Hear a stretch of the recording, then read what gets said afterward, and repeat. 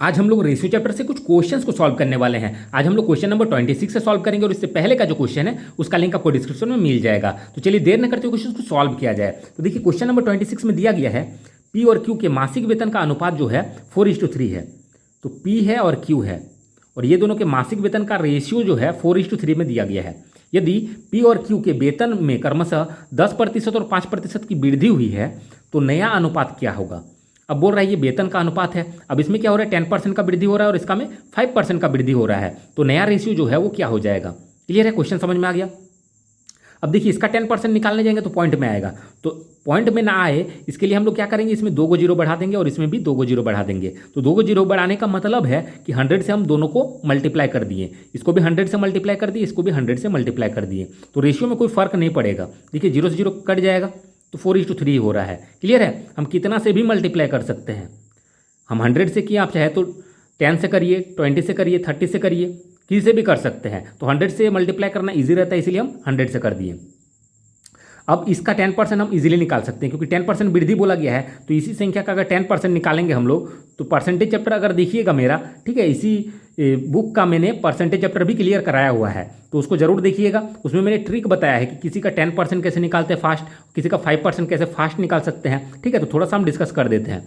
जैसे 400 है, इसका 10% निकालेंगे तो एक के बाद पॉइंट देखें तो 10% निकल जाता है। तो एक के बाद पॉइंट दिए तो पॉइंट के बाद जीरो कोई वैल्यू नहीं, तो 10% हो गया 40। तो डायरेक्टली इसी तरीके से हम लोग निकाल सकते हैं। और ये आपका और बेटर से क्लियर होगा जब आप परसेंटेज चैप्टर को थोड़ा सा समझेंगे। तो देखिए इसका इतना हो गया। अब इसका 5% निकालेंगे तो 5% निकालना बहुत आसान है। देखिए 10% निकालनी है पहले, तो एक के बाद पॉइंट दिए, तो पॉइंट के बाद जीरो का कोई वैल्यू नहीं है, तो 10% हो गया 30। अगर 10% 30 तो 5% क्या होगा, उसका आधा 15। 10% 30 तो 5% उसका आधा होगा, 5% हो गया इसका 15। क्लियर, तो ये हो गया 315। अब ये रेशियो पूछा गया तो ये रेशियो हो गया।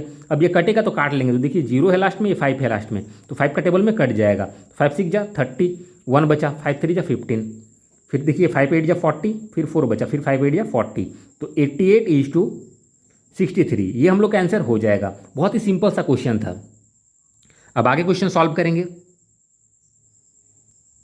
क्वेश्चन नंबर 27 देखिए, इसमें दिया कि राधा और सुधा के वेतन का अनुपात 6:7 है। ठीक है, तो राधा है और सुधा है, इसका कितना है 6:7 है।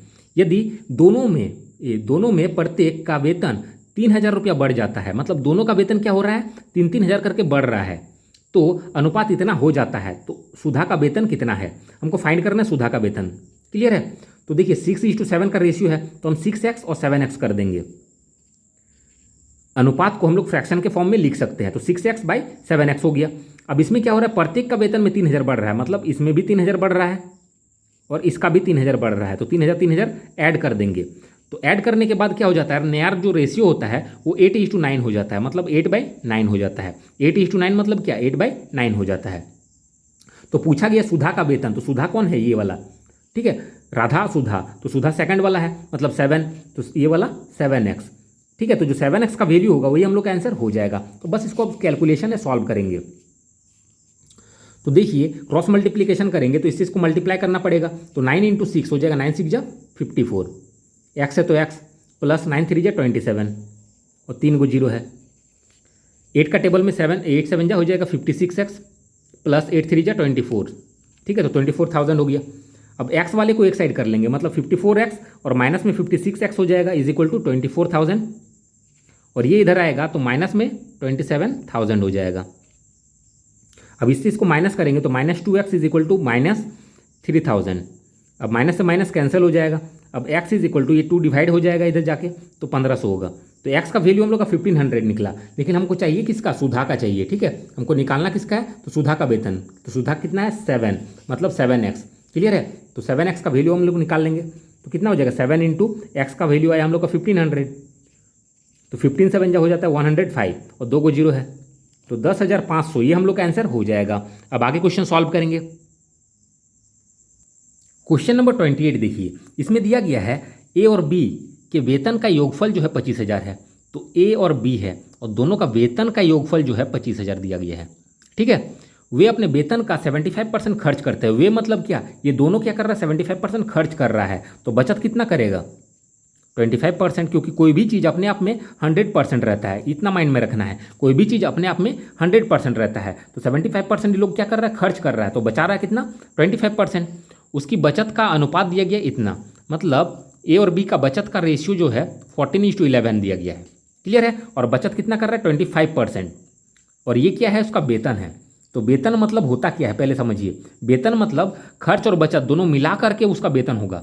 क्लियर है। खर्च और बचत दोनों मिला करके उसका वेतन होगा, इतना माइंड में रखना है। तो ये बचत है, तो वेतन हमेशा क्या होगा, अपने आप में 100% होगा।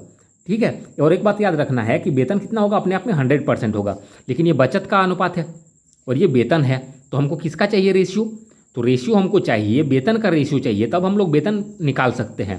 लेकिन इसमें क्या है, बचत का अनुपात है, तो इसमें हम लोग वेतन नहीं निकाल सकते हैं। तो पहले हम लोग को रेशियो को चेंज करना पड़ेगा। किसका रेशियो में चेंज करना पड़ेगा, तो हमको इस रेशियो को चेंज करना पड़ेगा, वेतन का रेशियो में है, क्योंकि वेतन टोटल हम लोग को पता है। तो देखिए वेतन का रेशियो इजीली निकाल सकते हैं। कैसे निकाल सकते हैं, देखिए 25% वो बचत कर रहा है, मतलब ये जो है ये 25% का वैल्यू है, ये भी 25% है और ये भी 25% है, तो ये 100% करना पड़ेगा। तो 25% को 100% करने के लिए क्या करना पड़ेगा, तो देखिए 4 से मल्टीप्लाई कर दे रहे हैं तो 100% हो जा रहा है। तो ये सबको भी क्या करेंगे हम लोग, 4 से मल्टीप्लाई कर देंगे, तो 14 4 जा हो जाएगा 56, 11 4 जा 44। तो ये रेशियो आ गया। और ये किसका रेशियो आया, तो ये वेतन का आ गया। वेतन होता है 100% और ये वेतन का रेशियो आ गया। इसको काट के हम लोग छोटा भी कर सकते हैं, लेकिन कोई ज़रूरत नहीं है, चाहे तो छोटा करिए चाहे तो मत करिए। अब देखिए दोनों का वेतन इतना है मिला करके, तो रुपये में वेतन पता करिए बोला गया है, तो दोनों का वेतन हम लोग को पता करना है। क्वेश्चन समझ में आ गया। अब देखिए दोनों का रेशियो पता चल गया वेतन का, और वेतन टोटल 25,000 है, तो इसको भी हम लोग टोटल कर लेंगे। 56 और 44 हो जाएगा 100, तो 100 से इसको डिवाइड करेंगे तो हो जाएगा 250। ठीक है, 250 हो जाएगा। तो 250 से बस दोनों को मल्टीप्लाई कर देना है, हम लोग का आंसर आ जाएगा। तो 250 एक हिस्सा आया, तो इसका 56 हिस्सा है। ठीक है, तो इसको मल्टीप्लाई करना भी ईजी है। देखिए 0 होगा पहले। अब 25 का टेबल डायरेक्टली पढ़िए, 25 6 जा हो जाएगा 150, तो 150 का 0 कैरी हो गया 15, 25 5 जा 25 5 जा हो जाएगा 100 कितना 125 हो गया, और कैरी था 15, तो 125 और प्लस 15 हो गया 14। क्लियर है। और एगो 0 मतलब 140 हो रहा है, और 2 को 0, तो ये इतना हो गया। इसको मल्टीप्लाई किए तो उसी तरीके से 25 से इसको डायरेक्टली मल्टीप्लाई करेंगे, तो 0 है तो 0, 25 4 जा हो जाएगा 100 का 0 कैरी 10, फिर 25 4 जा 100 और 10 110। क्लियर। तो इसी तरीके से हम लोग थोड़ा प्रैक्टिस करेंगे तो डायरेक्टली मल्टीप्लाई कर सकेंगे। क्लियर। तो ये इसका आंसर हो जाएगा, इतना वेतन इसका और इसका वेतन इतना है। अब आगे क्वेश्चन सॉल्व करेंगे। क्वेश्चन नंबर 29 देखिए, इसमें दिया गया सुरेश अपनी नौकरी की शुरुआत एक मासिक वेतन से करता है और हर वर्ष एक निश्चित वेतन वृद्धि प्राप्त करता है। मतलब सुरेश का नौकरी स्टार्ट किया और उसका कुछ मासिक वेतन है, ठीक है, मंथली में कुछ पेमेंट मिल रहा है, और हर साल उसका वेतन बढ़ रहा है, कुछ बढ़ रहा है, ठीक है, और निश्चित बढ़ रहा है, मतलब फिक्स्ड बढ़ रहा है। मतलब हर साल मान लेते हैं कि एक साल में 1000 बढ़ा, तो अगले साल भी 1000 बढ़ेगा, उसके बाद वाले साल में भी 1000 बढ़ेगा, कुछ इस तरीके से। फिक्स निश्चित वेतन का मतलब उसी तरीके से होता है। ठीक है। यदि 4 वर्ष बाद उसका वेतन 1200 और 11 वर्ष की सेवा के बाद 1550 था, तो शुरुआती वेतन कितना था। हमको ये फाइंड करना है कि स्टार्टिंग में उसका वेतन कितना था। तो देखिए दिया गया है, उससे हम लोग निकाल सकते हैं। तो 4 वर्ष बाद उसका वेतन कितना है 1200, और 11 वर्ष बाद उसका वेतन है 1550। तो देखिए हर साल एक फिक्स्ड रेट से बढ़ा है, ठीक है, निश्चित वेतन वृद्धि हुआ है। तो देखिए वर्ष भी इक्वल बढ़ रहा है कुछ, तो वर्ष में कितना वर्ष बढ़ा है वो देखेंगे। 4 साल से 11 साल हो गया तो 7 साल बढ़ा, इससे इसको माइनस करने से पता चल जा रहा है। तो 7 साल में कितना बढ़ गया वो देख लेते हैं हम लोग। तो इससे इसको माइनस कर देंगे तो 0 5 और 3, मतलब 350 रुपया बढ़ गया कितना 7 साल में। क्या किया हम, बस इससे इसको माइनस कर दिए तो इतना पता चल गया। तो 7 साल में अगर 350 बढ़ रहा है तो 1 साल में हम लोग निकाल सकते हैं कितना बढ़ रहा है। तो 1 साल का कैसे निकालेंगे, इससे इसको डिवाइड कर देंगे तो कितना हो जाएगा 1 साल में 50, इससे डिवाइड किए तो 50 आया। तो 1 साल में उसका बढ़ रहा है 50 रुपया 1 साल में उसका बढ़ रहा है। तो बोल रहा है शुरुआती वेतन कितना था। अब शुरुआती वेतन हम लोग इससे भी निकाल सकते हैं और इससे भी, तो हम स्टार्टिंग वाला से निकाल रहे हैं। ठीक है। तो देखिए 1200 रुपया जो है ये कब है वेतन, तो 4 वर्ष बाद। तो हर वर्ष बोल रहा है कि 50-50 बढ़ रहा है। हम लोग निकाल लिए कि 1 साल में कितना बढ़ रहा है 50, तो 4 साल में कितना बढ़ रहा होगा, क्योंकि 4 साल बाद इतना है तो 4 साल में कुछ बढ़ा होगा तब ना इतना हुआ है। क्लियर है। तो 4 साल में जो बढ़ा है उसको हम लोग अगर माइनस कर देंगे तो उसका वेतन निकल के आ जाएगा स्टार्टिंग वाला। तो 4 साल में कितना बढ़ा है हम लोग इजीली निकाल सकते हैं, क्योंकि 1 साल में देखिए 50 बढ़ रहा है, तो 4 साल में कितना होगा, तो 4 से बस मल्टीप्लाई कीजिए तो 200 हो जाएगा। तो 4 साल में कितना हो गया, 200 बढ़ रहा है। तो इसका मतलब क्या, 200 अगर बढ़ा है तो 200 को अगर माइनस कर देंगे हम 4 साल का तो हो जाएगा 1000।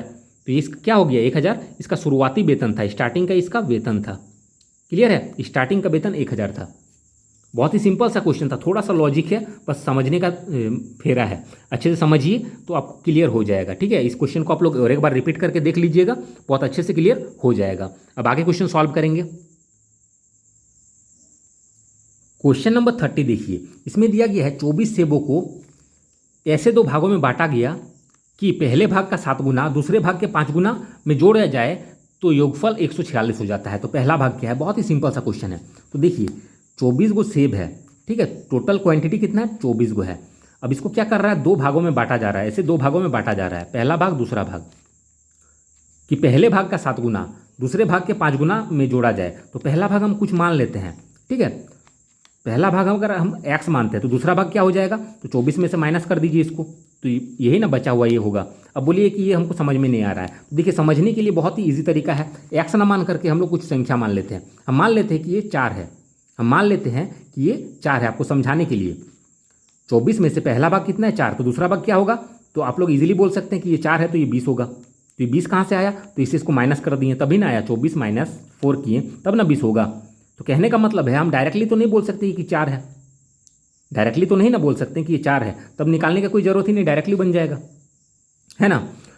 तो देखिए पहला भाग तो यहाँ पे बोला नहीं गया है कितना है, तो हम इजीली मान नहीं सकते कि 4 है, इसलिए हमको x मानना पड़ा। अब x इसमें क्या कर रहे हैं, तो यहाँ पे देखिए 4 अगर मान रहे हैं तो 4 ही यहाँ पे माइनस हो रहा है, तो उसी तरीके से x मान रहे हैं तो x माइनस हो रहा है। अब ये 4 माइनस क्यों हो रहा है, ये तो समझ में आया कि पहला भाग अगर 4 मान रहे हैं तो दूसरा भाग कितना हो जाएगा, तो इससे इसको घटा के जो आएगा वही। तो उसी तरीके से पहला x माने तो उसकी इतना ये क्या हो जाएगा, 24 माइनस x। तो अब समझ में आ गया, तो बस इसको हटा देते हैं। अब जैसा बोला गया उसे कर देना है। अब 2 भागों में इस प्रकार बांटा गया कि पहले भाग का 7 गुना, तो पहला भाग ये है, इसका 7 गुना मतलब इसको 7 से गुना कर दीजिए। पहले भाग का 7 गुना दूसरे भाग के 5 गुने, तो दूसरा भाग ये है, इसको 5 से गुना कर दीजिए। जैसा बोला गया है इसको क्या करेंगे, 5 से गुना कर दिए। गुने में जोड़ा जाए बोला गया है, तो जोड़ दीजिए और योग इतना हो जाए। जोड़ने के बाद योगफल जो है 146 हो जा रहा है। तो पहला भाग क्या है, तो पहला भाग क्या है, तो पहला भाग x है, तो जो x का वैल्यू होगा वही हम लोग का आंसर हो जाएगा। अब बस सॉल्व करेंगे, हम लोग का आंसर आ जाएगा। तो सिंपल सा है, सॉल्व कर लेते हैं। तो अब देखिए 7 इंटू एक्स हो जाएगा 7x प्लस 24 इंटू 5 120 हो जाएगा और माइनस 5x हो जाएगा इज इक्वल टू 146। अब 7x से 5x जाएगा तो 2x हो जाएगा इज इक्वल टू 146। अब ये इधर आएगा तो माइनस में 120 हो जाएगा। अब x इज इक्वल टू इस चीज़ को माइनस करेंगे तो कितना हो जाएगा 6, अब 4 से 2 जाएगा तो 2। अब ये 2 यहाँ पे था, क्लियर है, तो x इज इक्वल टू कितना हो जाएगा, 2 का टेबल में ये 13 बार में, तो x का ही वैल्यू हमको निकालना था ना, क्योंकि पहला भाग बोला गया तो जो कि हम लोग x माने हैं, तो x का वैल्यू हम लोग का 13 आया, मतलब 13 हम लोग का आंसर हो जाएगा। अब आगे क्वेश्चन सॉल्व करेंगे। क्वेश्चन नंबर 31 देखिए, इसमें दिया गया है एक पार्टी में उपस्थित पुरुषों और महिलाओं का अनुपात दिया गया है। ठीक है, कोई पार्टी है, इसमें मेल और फीमेल, इसका रेशियो दिया गया है 4:7।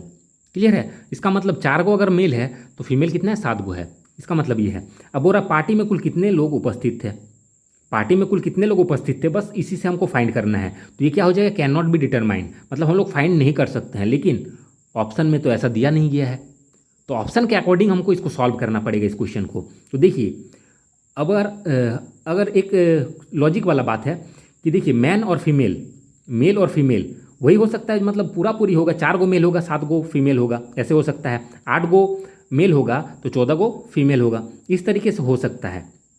अब ऐसा नहीं हो सकता है कि 3.5 गो मेल होगा और 5.5 गो फीमेल होगा, मतलब पॉइंट के फॉर्म में नहीं हो सकता है, क्योंकि कोई भी इंसान अपने आप में एक पूरा पूरी होता है, गोटा में होगा, ठीक है, एक पूरा पूरी एक वैल्यू होगा, ठीक है। क्योंकि 3.5 गो आदमी ये आप कभी नहीं सुने होंगे, 4.5 गो आदमी कभी नहीं सुने होंगे, 4 आदमी सुने होंगे, 5 आदमी सुने होंगे, 6 आदमी सुने होंगे, ठीक है। तो इतना समझ में आ गया कि पूरा पूरी होगा। तो पूरा पूरी होने के लिए बस इसको खाली ऐड करके देखिए, तो 4 और 7 11, तो जो 11 का टेबल में कट जाएगा, जो 11 का टेबल में कट जाएगा वही हम लोग का आंसर हो जाएगा। तो देखिए 11 का टेबल में 4 में से कौन कट रहा है, तो ये कट रहा है, 11 × 66, ये कट जा रहा है, तो ये हम लोग का आंसर हो जाएगा। अब बोलिए कैसे, तो देखिए हम मान लेते कि टोटल ये था, स्टूडेंट, टोटल लोग इतना है, तो 11 का पहाड़ा में ये कटेगा, टोटल इतना है, तो मेल और फीमेल हम लोग इजीली निकाल सकते हैं। कैसे निकालेंगे? तो इसको जोड़ के इसको डिवाइड करेंगे, तो जोड़ के डिवाइड करेंगे तो एक भाग निकलेगा, तो 4 और 7 11, 11 से इसको डिवाइड किए तो 6, एक भाग निकला 6, तो 4 से मल्टीप्लाई कर देंगे और 7 से मल्टीप्लाई कर देंगे तो दोनों का निकल के आ जाएगा, तो 6 चौके 24, इसका निकल के आ गया, मेल निकल के आ गया 24 और 6 सत्ते 42, तो 42 फीमेल आया। तो इसमें पता चल रहा है कि 24 को मेल हो सकता है, ये चांसेस है, और फीमेल भी इतना हो सकता है, ये चांसेस है। क्लियर है? लेकिन अगर इसको हम लोग डिवाइड करेंगे 11 से तो डेफिनेटली पॉइंट में आएगा। अगर इस ऑप्शन को अगर 11 से डिवाइड करेंगे तो पॉइंट आ जाएगा। ऑप्शन ए को अगर लेके चलेंगे 7 और 4 11, 11 से डिवाइड करेंगे तो ये पॉइंट में आएगा, अब पॉइंट से मल्टीप्लाई करेंगे तो ये पॉइंट में आएगा। क्लियर? तो पॉइंट में तो मेल और फीमेल हो नहीं सकता है। क्लियर? ये एक पूरी संख्या होगा। ठीक है, तो इतना करने का जरूरत नहीं है। ऐसा क्वेश्चन जब भी आएगा तो आप लोग को ऑप्शन देखना है। अगर इस ऑप्शन में दिखा होता, ये रहने के बाद भी अगर लिखा होता कि फाइंड नहीं कर सकते हैं, तो वो हम लोग का आंसर हो जाता। क्लियर है? तो देखिए, इसमें हम लोग निकालने के लिए कुछ नहीं करना है, इस दोनों को ऐड करना है और जिसमें डिवाइड हो जाएगा, ऐड किए 11 हुआ, जो वाला संख्या डिवाइड वही आंसर, तो 11 से 66 डिवाइड तो 66 आंसर। क्लियर है? तो ऑप्शन सी इसका आंसर हो जाएगा। आप आगे क्वेश्चन सॉल्व करेंगे।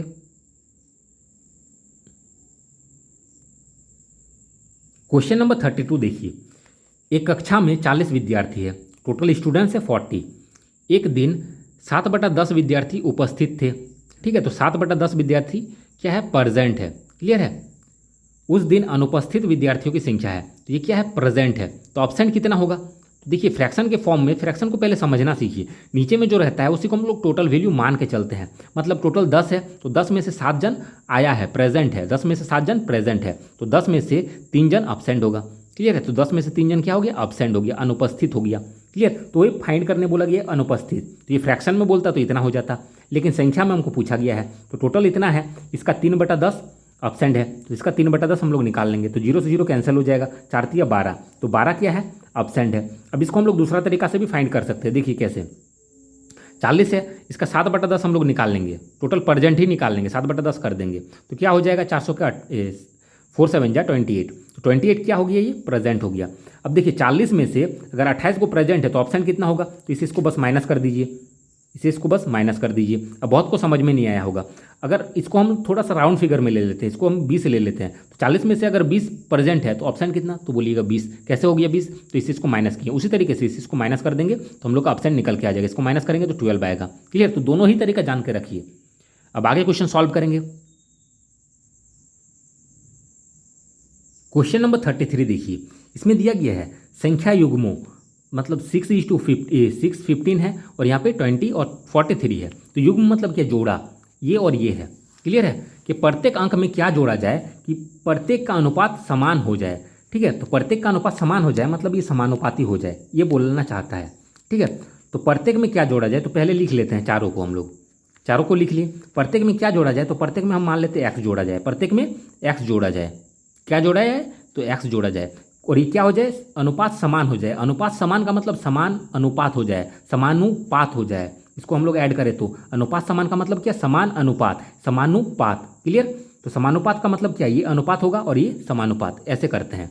अब इसको सॉल्व अगर करेंगे तो 6 + x डिवाइड में हो जाएगा, अनुपात को हम लोग फ्रैक्शन लिख सकते हैं, और ये लिखेंगे यहाँ पे 15 + x, और इसको मतलब बराबर लिखेंगे 20 + x, और नीचे में हो जाएगा 23 + x, ये 43 + x। अब इसको अगर सॉल्व करेंगे तो हम लोग का एक्स का वैल्यू जो होगा वही हम लोग का आंसर हो जाएगा, लेकिन इसको सॉल्व करने में काफ़ी ज़्यादा टाइम लगने वाला है। तो अब हम लोग क्या करेंगे? ऑप्शन पुट करेंगे। क्लियर है? तो ऑप्शन ए से हम लोग स्टार्ट करते हैं, तो ऑप्शन ए में 3 है, तो एक्स की जगह पे हम लोग 3 पुट करेंगे, तो 6 और 3 कितना हो जाएगा? 9, और यहाँ 15 और यहाँ पे 3, 15 और 3 18, तो 9/18 हुआ। उसी तरीके से ये भी ऐड करेंगे तो 20 और यहाँ पे 3, 20 और 3 23, 43 और 3 46। अब दोनों एक ही होना चाहिए, समानुपात मतलब कि इक्वल होना चाहिए, समान अनुपात होना चाहिए, मतलब इसका रेशियो और इसका रेशियो समान होना चाहिए। तो है क्या? देख लेते हैं। तो 9 का टेबल में 1 बार में, 9 का टेबल में 2 बार में, 23 का टेबल में 1 बार में, 23 का टेबल में 2 बार में, तो ये कितना हो रहा है? 1/2, और ये कितना हो रहा है? 1/2। तो देखिए, ये भी 1/2 हो रहा है, ये भी 1/2 हो रहा है, दोनों का इक्वल आ रहा है, तो ये हम लोग का आंसर हो जाएगा। अब कैसे? देखिए, दोनों का अनुपात समान है। 1/2 का मतलब क्या? 1:2, इसका भी मतलब क्या? 1:2, तो दोनों समान अनुपात हो रहा है ना, अनुपात समान हो जाए बोला गया है, तो ये अनुपात और ये अनुपात समान है, इक्वल है, तो ये हम लोग का आंसर हो जाएगा ऑप्शन ए ही। क्लियर है, ऑप्शन ए हम लोग का आंसर हो जाएगा। अब आगे क्वेश्चन सॉल्व करेंगे। क्वेश्चन नंबर 34 देखिए, इसमें दिया कि एक मिश्रण में मिट्टी और बजरी का अनुपात इतना है, जबकि बजरी और सीमेंट का अनुपात इतना है। देखिए इसमें मिट्टी और बजरी है और इसमें बजरी और सीमेंट है, दोनों में कॉमन क्या है, इसमें भी बजरी है और इसमें भी बजरी है, दोनों में जो सेम है उसको हमको देखना है। तो इसमें भी बजरी, इसमें भी बजरी, तो जो सेम रहेगा उसको हमको बीच में लिखना है। बजरी को बीच में लिख दिए। अब देखिए मिट्टी और बजरी है तो मिट्टी को हमको यहाँ पे लिख देना है, मिट्टी और बजरी हो गया। अब बजरी और सीमेंट हो गया तो बजरी और सीमेंट। क्लियर, पहले क्वेश्चन को थोड़ा सा पढ़ेंगे हम लोग, तब हमको समझ में आएगा कि बीच में कौन वाला लिखना है। बीच में हमको वही वाला लिखना है जो दोनों में रहेगा, इसमें भी है हमको बजरी और इसमें भी बजरी है, इसलिए बजरी को बीच में रखें, बाकी को हम लोग आगे पीछे करके लिख सकते हैं। अब देखिए मिश्रण में मिट्टी और बजरी का रेशियो जो है 11:8 है, तो 11:8 कर दिए। जबकि बजरी और सीमेंट का जो रेशियो है 6:7 है। बजरी और सीमेंट कितना है, 6:7 है, और इसको हमको इसी फॉर्मेट में लिखना है, ऐसे वाले फॉर्मेट में। क्लियर है, हमेशा लिखेंगे ये ऐसे, ठीक है, तो ये ऊपर हो गया, ये नीचे हो गया। अब इसको हम लोग ऐसे कर लेंगे, और ये बहुत ही बेसिक सा क्वेश्चन है, स्टार्टिंग का क्वेश्चन देखिएगा इस चैप्टर का। क्लियर, तो ये सब चीज़ समझ में आ रहा होगा। अब देखिए मिश्रण में मिट्टी और सीमेंट का अनुपात, तो मिट्टी का और सीमेंट का ये दोनों का हमको रेशियो निकालने बोला गया है, तो इजीली निकाल सकते हैं। पहले इसको कैलकुलेशन कर लेते हैं। तो 11 6 जा 66, 8 6 जा 54, सॉरी 8 6 जा 48, 8 7 जा 56, इतना हुआ। अब हम लोग को पूछा गया है मिट्टी और सीमेंट का, तो मिट्टी ये है मतलब ये वाला, और सीमेंट ये है, ये दोनों का रेशियो पूछा गया है। तो 66:56, ये हम लोग का आंसर हो जाएगा। लेकिन ये कटेगा, देख लेते हैं, कटेगा तो काट लेते हैं, ये कट जाने वाला है तो काट लेते हैं, आंसर आ जाएगा।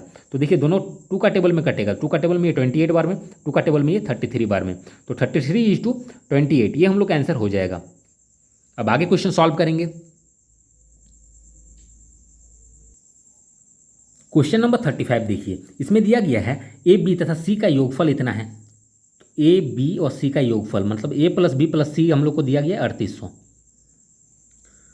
यदि ए बी के 1/3 के बराबर हो, देखिए ए बी और सी का रेशियो भी हम लोग इसमें निकाल सकते हैं। ए बी के 1/3, 1/3 मतलब क्या 1/3, तो 1/3 का मतलब क्या 1:3, तो ए बी के 1/3 मतलब क्या 1:3 हो जा रहा है, तो ए का 1 और बी का 3 डायरेक्टली हम लोग कर सकते हैं के बराबर हो, तथा बी सी के 5वां भाग के बराबर हो, तो बी सी का 5वां भाग। तो देखिए दोनों में बी कॉमन आ रहा था, तो इसी को हमको बीच में लिखना है, जो दोनों में रिपीट होगा उसी को बीच में लिख दिए। अब यहाँ बोल रहा है बी सी का 5वां भाग, 5वां भाग मतलब क्या 1/5, ठीक है, 5 भाग में से 1 भाग, 5वां भाग मतलब 5 भाग में से 1 भाग, तो इसको हम लोग रेशियो में लिखेंगे तो 1:5 हो जाएगा। तो बी और सी का बोला गया है तो 1:5 हो गया। अब इजीली इसको हम लोग रेशियो में कर सकते हैं, तो ऐसे करने का मतलब है इसको मल्टीप्लाई, तो 1:1 हो जाएगा 1, मतलब 1 × 1 1 हो गया, 3 × 1 हो जाएगा 3, अब 3 5 जा 15। अब ये रेशियो हम लोग का आ गया, तो बोल रहा है सी का मान क्या है, मतलब इसका वैल्यू हम लोग को निकालना है।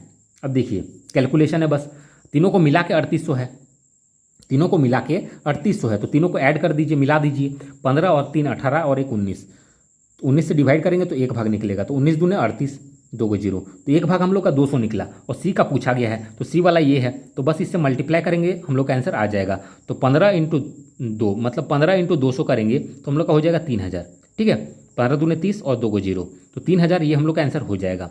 तो आज का वीडियो हम यहीं तक रहने देते हैं, नहीं तो वीडियो काफ़ी लंबा हो जाएगा। तो जिसको भी ये वीडियो अच्छा लग रहा है वीडियो को लाइक करें, शेयर करें और चैनल को सब्सक्राइब करके जरूर रखें। Thanks for watching.